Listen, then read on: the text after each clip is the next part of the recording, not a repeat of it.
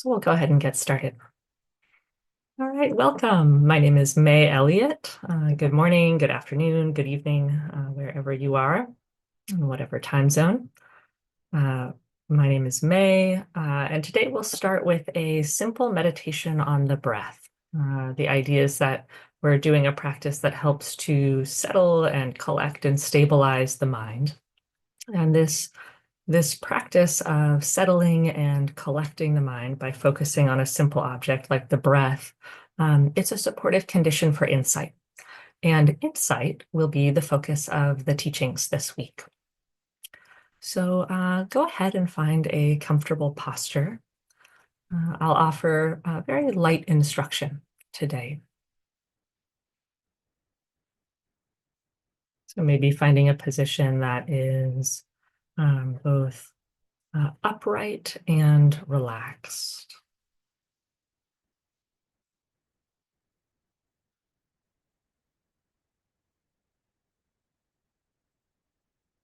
Maybe connecting with 3 deep breaths.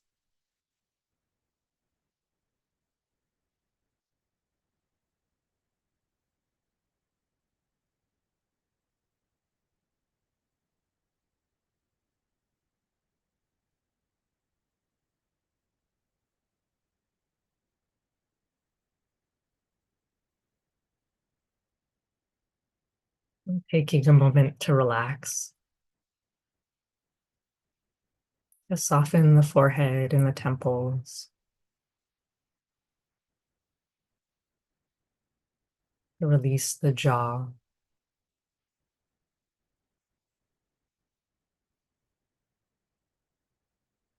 Relaxing the shoulders.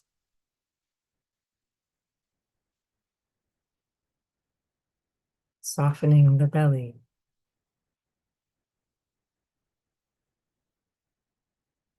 And allowing any extra tension to flow on out through the legs and the feet.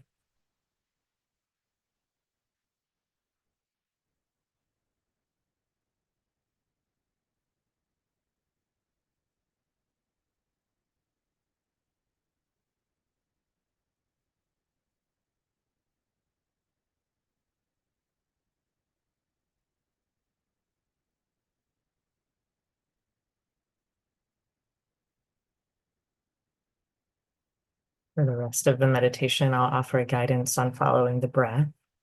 But if you know that the breath doesn't work for you, if there's a better anchor for you, maybe the soundscape or a global sense of the body sitting, feel free to do that instead, and you can translate the instructions for yourself.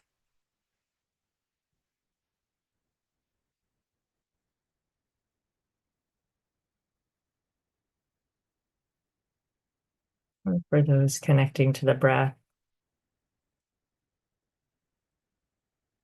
finding your home base,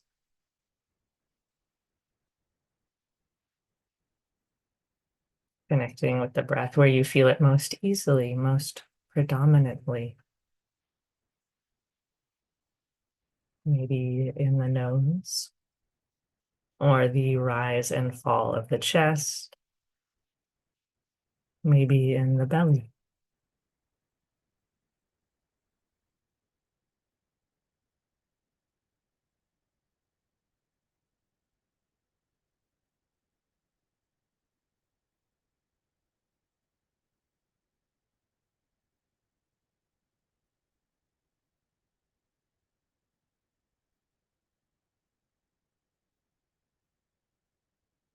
Receiving the sensations of breathing.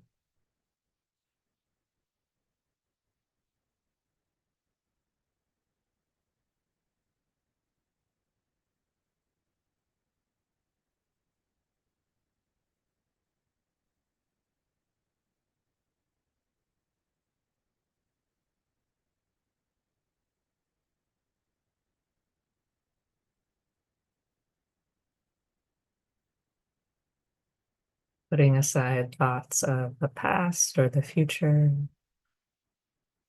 putting aside any judgments or interpretations of what's happening now, and instead dropping into the felt sense of what's happening now.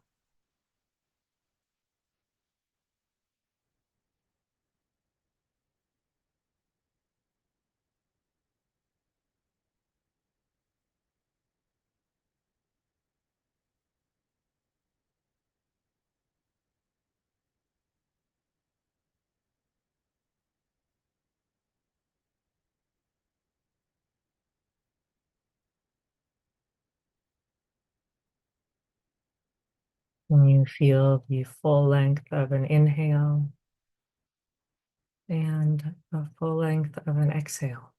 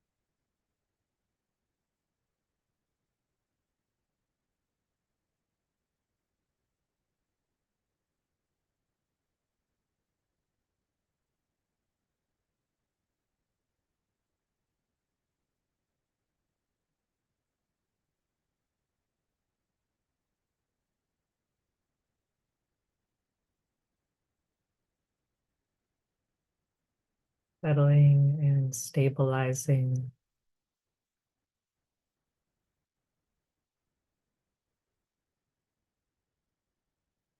collecting the mind, which is so often fragmented,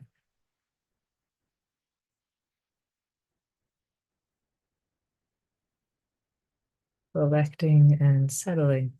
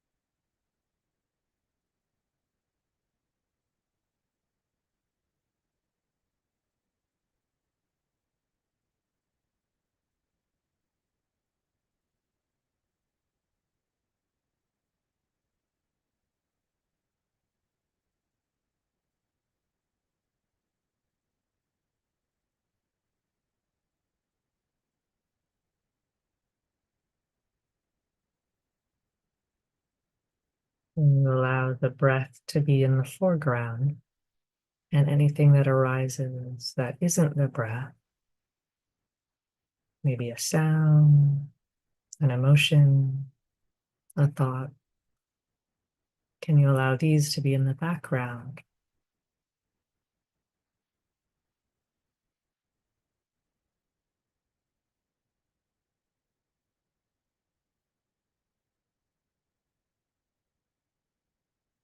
Keeping the breath in the foreground.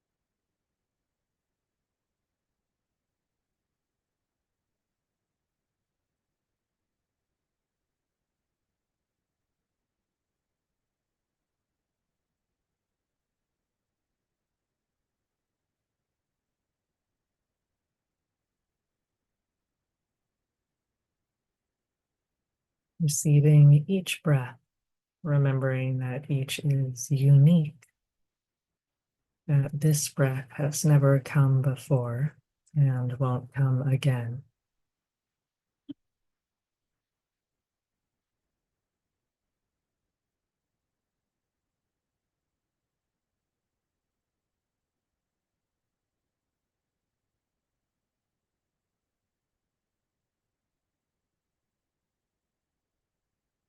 feeling the breaths from inside the body.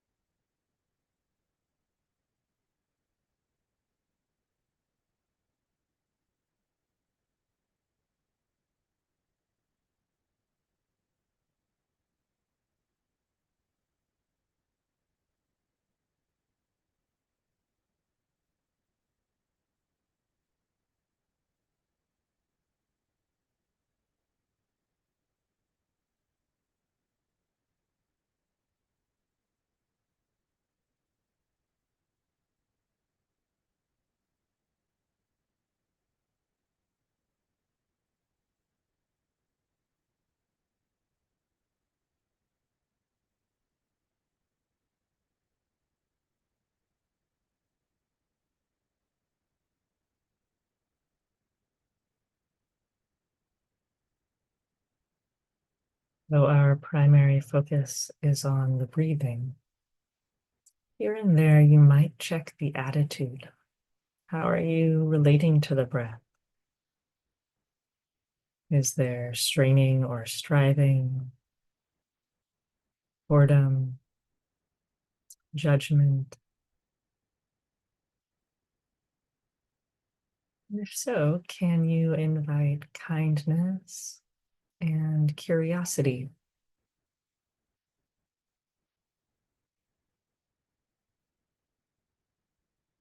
Can you invite an attitude of okayness with whatever's arising?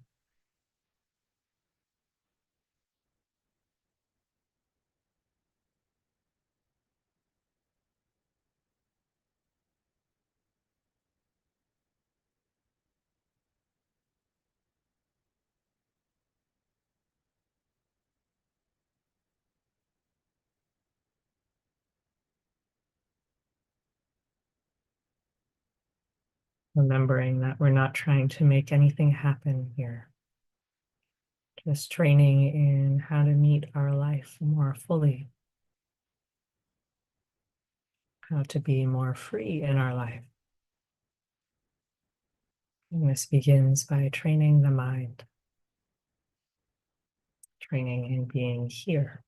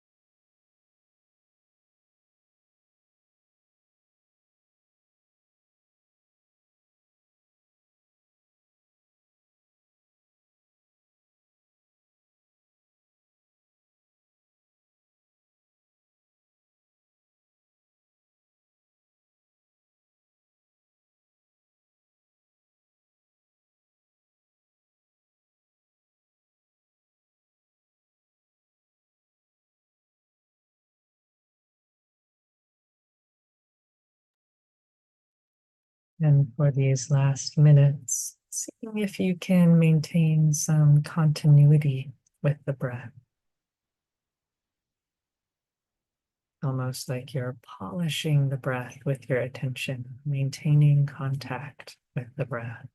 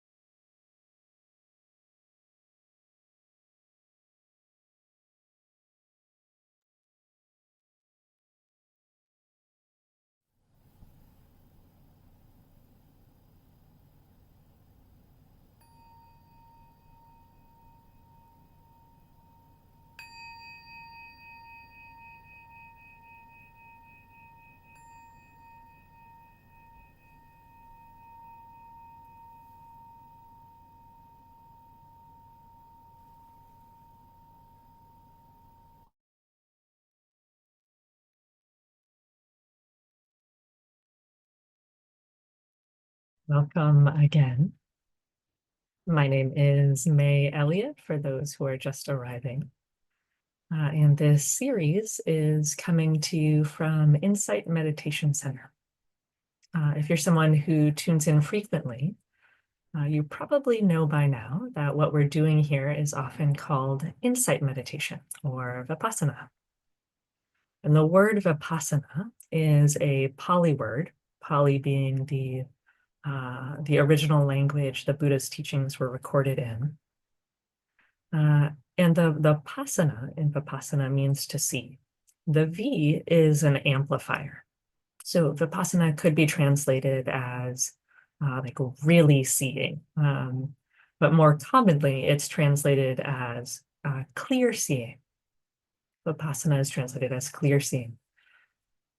So this, of course, leads to a question. What are we clearly seeing? If this is called insight meditation, what exactly are we having insight into? So this week, we'll be answering these questions and more by discussing the three core insights of the Buddha, also known as the three characteristics or the three marks. And these three core insights, they include impermanence, also known as inconstancy, suffering or unsatisfactoriness, and lastly, not self. So this week we'll spend a day exploring each of these. And we'll also talk about why these insights are significant for our practice. Why do they matter? And namely, they're important because they facilitate letting go. And this letting go, it releases craving and it frees us of the causes of suffering. So it's insight into the three characteristics that facilitates the end of suffering, the end of dukkha. And what we're letting go of, by the way, is our greed, hatred, and delusion. When these sources of suffering are released, then beautiful qualities of mind can come forth. Qualities like kindness, compassion, joy, happiness, patience, equanimity, these sorts of states can arise more easily. So the Buddha said that this freedom is available for all of us, and he gave us practices to realize this possibility for ourselves. So this week we'll talk about one of the practices for how to get there, and one of the ways we can put conditions in place that support insight, that support awakening. So we'll talk about the ways that samadhi, collected and stable mind, can support insight. And I just want to rewind for a second there because I mentioned putting supportive conditions in place. And this point is of particular interest to me because many of us don't realize that our daily meditation practice is a condition for awakening. It's a supportive condition for awakening. Many of us have received meditation instruction, maybe to pay attention to the breath, how we did in our meditation today. But not everyone has an understanding of how that simple practice can lead to insight. It's not always clear how following the breath can result in a heart and mind that's completely free from stress and discontent. So during this series, we'll explore how this very simple practice of collecting and stabilizing the mind by following the breath provides an important condition for insight. And in doing so, my hope is to provide you with a mini arc of practice, showing how our basic daily meditation practice, when done more intensively, can open into insight into the three characteristics, and how this insight can facilitate freedom. So I'd like to begin by discussing what insight is and how it functions. So to begin, an insight is a non-conceptual experience of clear seeing. Sometimes people think about an insight as being sort of an aha moment, where it's like, oh, like I'm really seeing the true nature of things. Like I'm seeing the way things really are. And this clear seeing provides growth in wisdom. So many people associate insight with like a flash of clarity, almost like a strike of lightning or something like that. And sure, insight can definitely come about as a distinct, profound moment of clarity. But it took quite a while for me to learn that our insights into the three characteristics don't always happen like that. And because most people associate insight with a distinctive aha moment, I'd like to offer another way that insight can show up. And this other way, it's a little quieter, a little less dramatic, a little less obvious. So this less obvious form of insight comes simply through the way we're seeing the world once the mind has stabilized, once the mind is more still and settled and collected. So once there's some concentration in the mind, when samadhi is present. So when the mind is still, for example, it's much easier to see arising and passing, to see things coming and going. So when the mind is stable, we might just be able to see impermanence, things arising and passing over and over and over again. So we might see sights and sounds and smells and tastes and emotions, thoughts, etc., all arising and passing, arising and passing. It's kind of like when we're wearing the lens of impermanence, we begin to see the changing nature of everything. Kind of like if we put on rose-colored glasses, we'd start seeing everything with a rose tone. So if we see impermanence for long enough from the vantage point of a very steady, stable mind, we begin to understand impermanence much more deeply. And it might not seem like a big aha moment. We're just seeing things coming and going. But this begins to shift our understanding. We're shifting from perceiving phenomena as permanent and fixed and unchanging to being in flux. And when we have the wisdom that everything changes, we're much less likely to cling to it. We're much less likely to take refuge in it. We're much less likely to relate to it as I, me, or mine. All to say, an insight can be very obvious and dramatic, but it doesn't have to be. can be very subtle. It can arise gradually, just simply through our way of seeing when the mind is collected. There's a quote from Suzuki Roshi where he's talking about progress in practice. He's not talking about insight per se, but I think the quote actually applies nicely to how insight functions. So he's talking about progress on the path, and he says, it's not like progress on the path. It's not like going out in a shower, as in like a rain shower, in which you know when you get wet. In a fog, you do not know when you're getting wet, but as you keep walking, you get wet little by little. So sometimes an insight is like stepping out in a downpour. And we do have a dramatic experience of being soaked by insight, and we very much know it when it happens. But sometimes our insights are a little more like walking in the mist, like walking in the fog, much more subtle. We're just seeing arising and passing, doesn't seem particularly special, but over time it shifts our understanding. It doesn't feel like it's raining out. We don't know we're getting wet, but if we're walking in the mist, little by little, the mind's being transformed. And over time, if we walk in the mist long enough, we're drenched. So insights can happen in both ways, both in more obvious ways and in more subtle ways where we might not even realize we're being transformed. So as we embark in a few days of talking about these core insights of the Buddha, you don't need to strain or strive to make something special happen. Some people think if they strive hard enough, an insight will pop out or something like that. So don't do that to yourself. Really, efforting to make something happen, more often than not, it can be aggravating and disappointing. And I don't want you to fall victim to this. So I'd like to offer something that can help temper the tendency to turn your meditation into a project. Sometimes when people learn about the three characteristics, their meditation becomes a project, and that's not so useful.